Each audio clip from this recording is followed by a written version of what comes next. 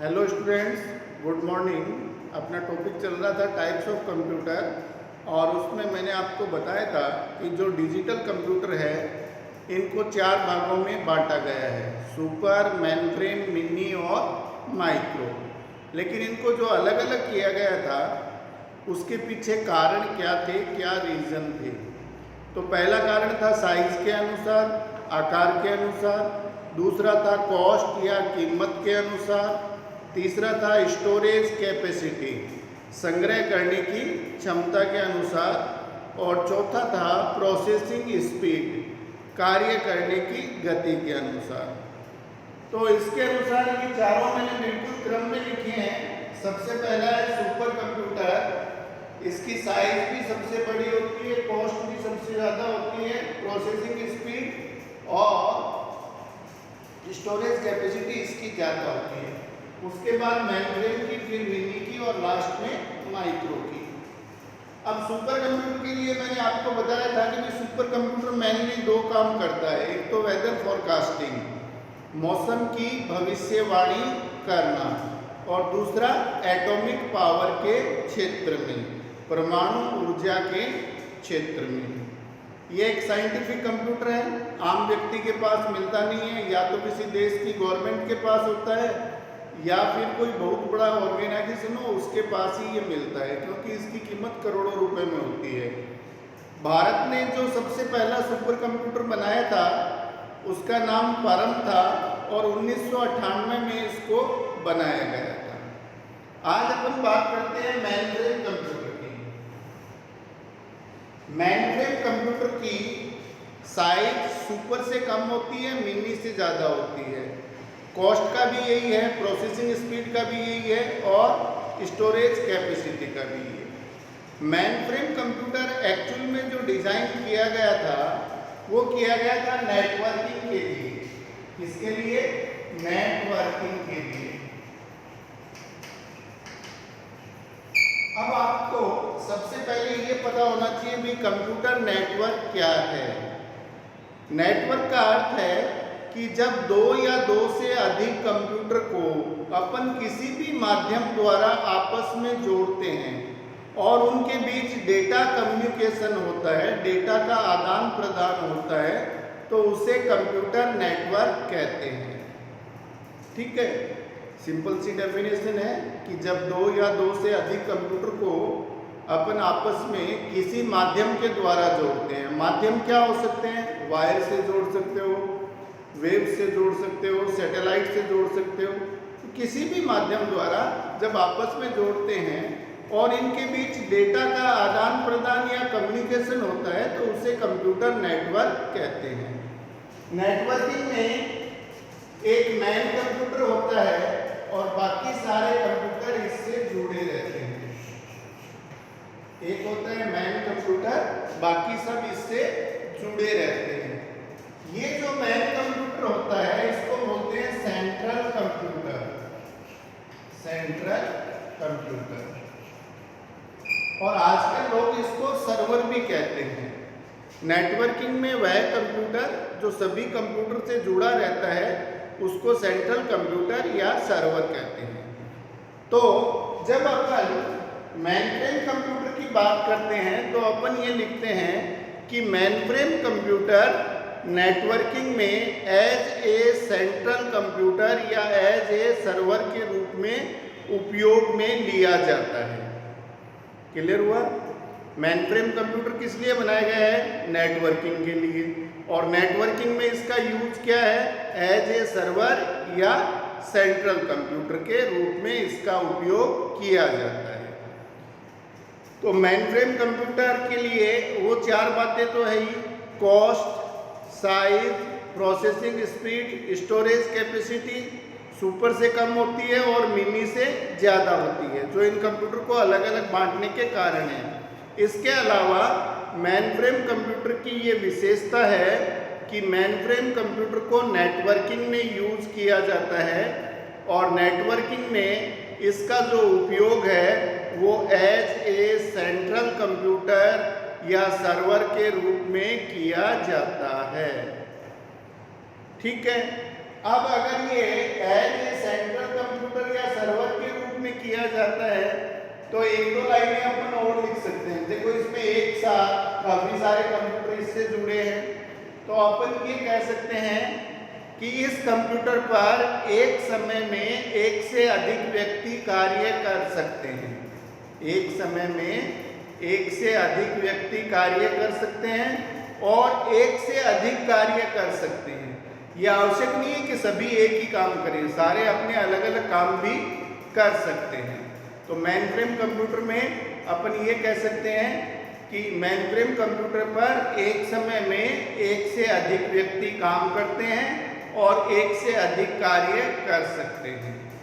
एक technical line और बोलते हैं मेनफ्रेम कंप्यूटर के लिए कि ये high volume of data, high volume of data को प्रोसेस करता है। अब देखिए आप इस वर्ड को समझिए, हाई वॉल्यूम ऑफ डेटा का मतलब कोई आवाज से नहीं है। हाई वॉल्यूम ऑफ डेटा किसे कहते हैं कि ऐसे डेटा जिनका जगह जगह उपयोग हो रहा हो, डेटा एक ही हो लेकिन जिसका जगह जगह उपयोग हो रहा हो, ऐसे डेटा को अपन हाई वॉल्यूम ऑफ डेटा कहते हैं। अब एक एग्जांपल से समझ में आएगा कि जैसे अपने कॉलेज में नेटवर्किंग कर रखी है और ये जो सेंट्रल कंप्यूटर है ये प्रिंसिपल ऑफिस में रखा है। अब आप लोग एडमिशन ले रहे हो तो आपका नाम, आपके पिताजी का नाम, आपका एड्रेस, आपके 12th की मार्क्स, ये सभी इस सर्वर में आते हैं। अब इस सर्वर से लाइब्रेरी भी जुड़ी हुई है, अपना अकाउंट्स ऑफिस भी जुड़ा हुआ है, कंप्यूटर डिपार्टमेंट भी जुड़ा हुआ है, कॉमर्स भी जुड़ा हुआ है, साइंस भी जुड़ा हुआ है, गेम्स डिपार्टमेंट भी जुड़ा है। अब इन सभी को अगर आपके से संबंधित सूचना चाहिए तो वो सूचना कहाँ से लेंगे? सर्वर से। अब आपका नाम तो केवल सर्वर में एक ही जगह है, लेकिन उसका यूज लाइब्रेरी भी कर रही है, उसका यूज अकाउंट्स डिपार्टमेंट भी कर रहा है, उसका यूज कंप्यूटर डिपार्टमेंट भी कर रहा है। तो कहने का मतलब ऐसे डेटा जो एक जगह हो लेकिन उसका यूज अलग अलग जगह हो, इस प्रकार के डेटा को बोलते हैं हाई वॉल्यूम ऑफ डेटा। तो ये चीज़ आपको एग्जाम में जरूर लिखनी है कि जो मेनफ्रेम कंप्यूटर है ये हाई वॉल्यूम ऑफ डेटा को प्रोसेस करता है। हाई वॉल्यूम ऑफ डेटा का अर्थ समझ में आ गया? ऐसे डेटा जिसका एक से अधिक जगह यूज हो, उस प्रकार के डेटा को अपन क्या बोलेंगे? High volume of data. तो अब मेनफ्रेम कंप्यूटर के लिए खूब सारी लाइन हो गई आपके पास कि मेनफ्रेम कंप्यूटर है, इसका यूज नेटवर्किंग में किया जाता है, नेटवर्किंग में एज ए सेंट्रल कंप्यूटर के रूप में किया जाता है। मेनफ्रेम कंप्यूटर पर एक समय में एक से अधिक व्यक्ति कार्य कर सकते हैं और एक से अधिक कार्य कर सकते हैं, और ये हाई वॉल्यूम ऑफ डेटा को प्रोसेस करता है। बाकी वो 4 पॉइंट पहले ही मैंने बताए हैं कि ये आकार में मिनी से बड़े होते हैं और सुपर से छोटे होते हैं, कीमत में भी मिनी से ज़्यादा, सुपर से कम, स्टोरेज कैपेसिटी और प्रोसेसिंग स्पीड में भी मिनी से ज़्यादा और सुपर से कम होते हैं। अब इसके बाद है मिनी कंप्यूटर। मिनी कंप्यूटर और मेनफ्रेम कंप्यूटर में कोई अंतर नहीं है, दोनों को नेटवर्किंग के लिए डिज़ाइन किया गया है। दोनों के दोनों एज ए सेंट्रल कंप्यूटर या सर्वर के रूप में काम में लिए जाते हैं। दोनों में अंतर केवल कितना है? अंतर है वो 4 पॉइंट कि ये जो मिनी कंप्यूटर है ये मेनफ्रेम से आकार में छोटे होते हैं, कीमत में कम होते हैं, स्टोरेज कैपेसिटी कम होती है और प्रोसेसिंग स्पीड है वो कम होती है। केवल वो 4 ही अंतर इसमें है, बाकी दोनों की विशेषताएं एक जैसी है। दोनों को नेटवर्किंग में काम में लेते हैं और दोनों के दोनों एज ए सर्वर या एज ए सेंट्रल कंप्यूटर के रूप में यूज किए जाते हैं। क्लियर हो गया? अब इसके बाद लास्ट है माइक्रो कंप्यूटर। अब माइक्रो कंप्यूटर समझने के लिए आपको कंप्यूटर की जो सेंट्रल प्रोसेसिंग यूनिट है उसको समझना पड़ेगा। देखो बाकी जितने ये कंप्यूटर है इसमें जो सीपीयू है, सीपीयू के अलग अलग भाग होते हैं। एक होता है एएलयू, जिसको अरिथमेटिक एंड लॉजिक यूनिट कहते हैं, एक होता है CU जिसको कंट्रोल यूनिट कहते हैं, एक होती है टाइमिंग यूनिट। तो ये जो आपके सुपर मेनफ्रेम मिनी है, इन सब में ये जो CPU के अलग अलग पार्ट हैं, ALU के लिए अलग IC होती है, कंट्रोल यूनिट के लिए अलग IC होती है, टाइमिंग यूनिट के लिए अलग IC होती है। लेकिन जैसे जैसे टेक्नोलॉजी का विकास हुआ और बड़ी IC बनने लगी, तो पूरी सेंट्रल प्रोसेसिंग यूनिट को एक ही IC में डाल दिया गया। पूरी सेंट्रल प्रोसेसिंग यूनिट को एक ही IC में डिजाइन कर दिया गया या डाल दिया गया, और उस IC को कहा गया माइक्रो प्रोसेसर। Micro processor. और ये माइक्रो प्रोसेसर IC जिस कंप्यूटर में लगी होती है उसे अपन बोलते हैं माइक्रो कंप्यूटर। तो माइक्रो कंप्यूटर की परिभाषा में अपन क्या कहेंगे कि वह कंप्यूटर जिनमें माइक्रो प्रोसेसर IC लगी रहती है माइक्रो कंप्यूटर कहलाते हैं। और माइक्रो प्रोसेसर IC क्या है कि आपकी कंप्लीट सेंट्रल प्रोसेसिंग यूनिट को एक ही IC में, एक ही इंटीग्रेटेड सर्किट में डाल दिया गया और उस IC को नाम दिया गया माइक्रो प्रोसेसर। और ये माइक्रो प्रोसेसर IC जिस कंप्यूटर में लगी होती है उसे अपन कहते हैं माइक्रो कंप्यूटर। अब माइक्रो कंप्यूटर को सामान्य भाषा में PC भी कहा जाता है। PC का पूरा नाम है पर्सनल कंप्यूटर। इसको पर्सनल कंप्यूटर क्यों कहते हैं? क्योंकि इस कंप्यूटर पर एक समय में एक ही व्यक्ति कार्य कर सकता है, इसलिए इसको पर्सनल कंप्यूटर की श्रेणी में डाला गया है। और ये आकार में सबसे छोटे होते हैं और कीमत भी सबसे कम है, इसलिए ये सबसे ज़्यादा लोकप्रिय है। आज आप मार्केट में या अपने कॉलेज लैब में या बैंक में जहाँ भी कंप्यूटर देख रहे हो, वो सारे के सारे कंप्यूटर माइक्रो कंप्यूटर की श्रेणी में आते हैं और उनको PC या पर्सनल कंप्यूटर कहा जाता है। लेकिन टेक्निकली सारे माइक्रो कंप्यूटर को PC नहीं कहते, पर्सनल कंप्यूटर नहीं कहते। अब माइक्रो कंप्यूटर को भी 3 भागों में बांटा गया है, PC, PCHT और PCAT। PC का अर्थ है पर्सनल कंप्यूटर, लेकिन ये स्टार्टिंग के माइक्रो कंप्यूटर थे। तो PC के अंदर वे ही माइक्रो कंप्यूटर आते हैं जिनमें माइक्रो प्रोसेसर IC 8080 से 8088 तक लगी हो। इन नंबर्स की माइक्रो प्रोसेसर IC जिन कंप्यूटर्स में थी उनको टेक्निकली PC कहा गया। और माइक्रो प्रोसेसर IC के नंबर क्या था? 8080 से 8088 तक।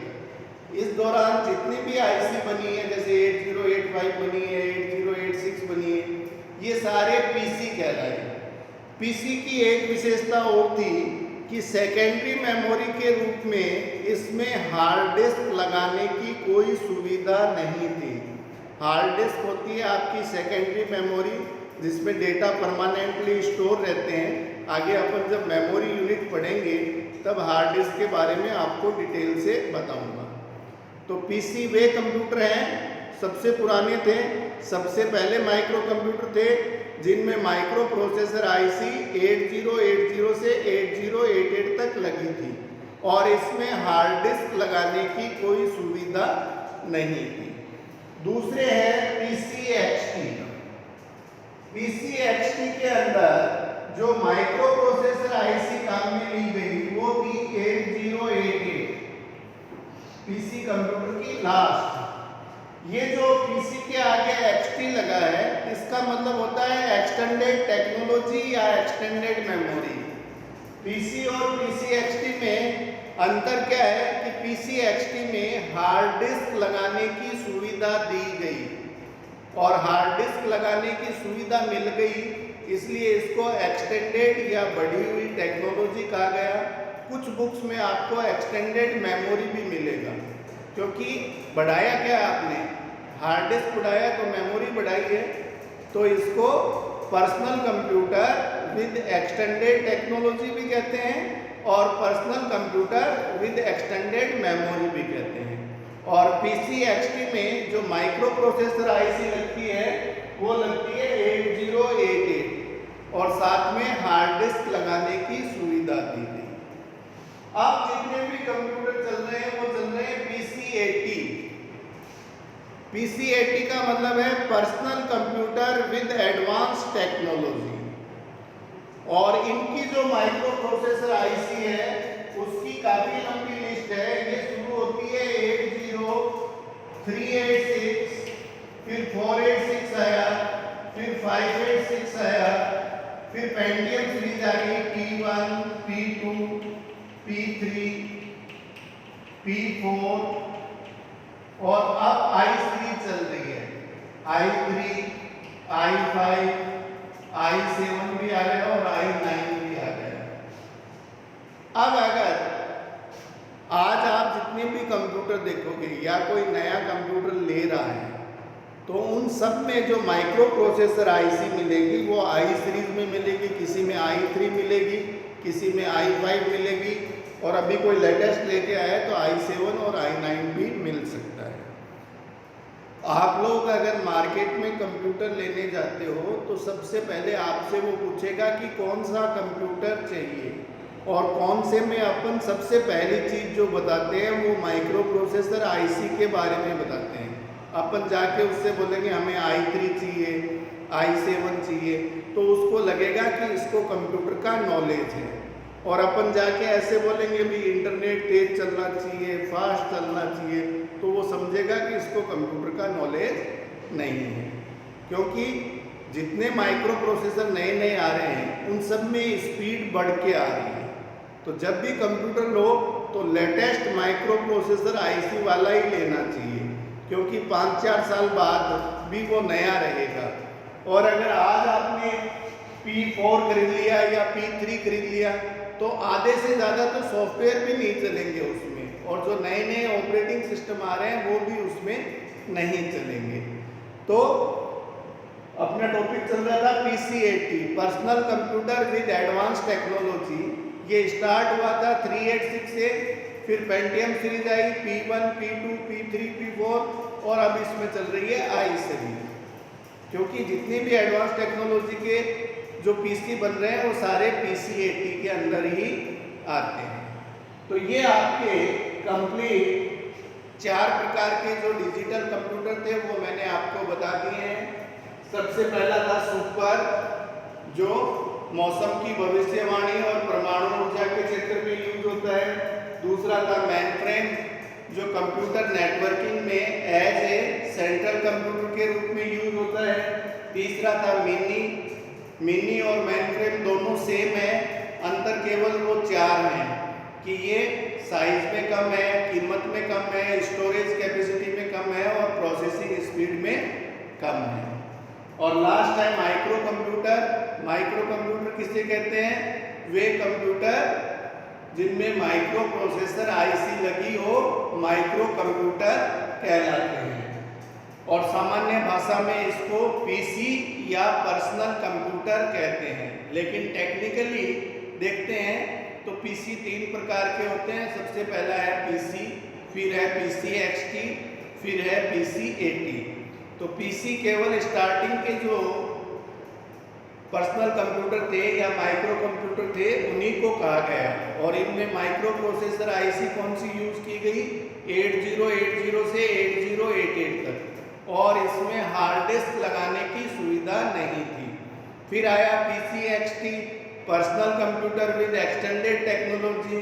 इसमें माइक्रो प्रोसेसर आईसी तो 8088 ही काम में ली गई जो पीसी की लास्ट थी, लेकिन इसमें हार्ड डिस्क लगाने की सुविधा दी गई। उसके बाद आया PC80, तो इसमें एक लंबी सीरीज है प्रोसेसर की जो स्टार्ट होती है 386 से और ख़त्म होती है अभी I9 पे। i3, i5, i7, i9 आजकल के जो माइक्रो प्रोसेसर है वो ये चल रहे हैं। अब कई तरह का क्वेश्चन और आता है कि PC80 को या माइक्रो कंप्यूटर को आकार के अनुसार कितने भागों में बांट सकते हैं। तो ये जो आपके माइक्रो कंप्यूटर हैं ये आकार के अनुसार 3 प्रकार के होते हैं। सबसे पहला होता है डेस्कटॉप, जिसको डेस्क पे या टेबल पे रखते हैं उसको बोलते हैं डेस्कटॉप। दूसरा होता है लैपटॉप, लैप मीन्स होती है गोदी, जिसको गोदी में रख के काम कर सकें वो कहलाता है लैपटॉप। तीसरा होता है पाम टॉप, पाम मीन्स होती है हथेली, जिसको हथेली पे रख के काम करे वो कहलाता है पाम टॉप। तो ये जो माइक्रो कंप्यूटर है इनको आकार के अनुसार 3 भागों में बांटा गया है। सबसे पहला है डेस्कटॉप, जिसको डेस्क पे रख सकें या टेबल पे रख सकें। दूसरा है लैपटॉप, लैप मीन्स होता है गोदी, जिसको गोदी में रख सकें। तीसरा होता है पाम टॉप, जिसको आप हथेली में रख सको। तो आज तक जितने भी कंप्यूटर बने हैं वो सारे प्रकार मैंने आपको समझा दिए हैं। अब आप इस वीडियो को चला के हर एक कंप्यूटर के बारे में 5 से 10 लाइन जरूर लिख लेना, क्योंकि बड़ा क्वेश्चन आएगा तब भी आपको हर कंप्यूटर के बारे में 4-4, 5-5 लाइन लिखनी पड़ेगी। और अगर छोटे क्वेश्चन में पूछा गया कि भाई बताइए माइक्रो कंप्यूटर क्या होते हैं, मिनी कंप्यूटर क्या होते हैं, मेन फ्रेम क्या होते हैं, सुपर कंप्यूटर क्या होते हैं, तो इनके बारे में भी अपने को 5 से 10 लाइन छोटे क्वेश्चन में भी लिखनी होती है। तो हर कंप्यूटर के बारे में मैंने आपको करीब 5 से 10 लाइन बोल के बताई है। इन सब के आपको नोट्स भी मिल जाएंगे, लेकिन आप लोग वीडियो को देख के अगर अपने नोट्स बना सकते हो तो वो बनाने की कोशिश ज़रूर करना। Thank you, have a nice day.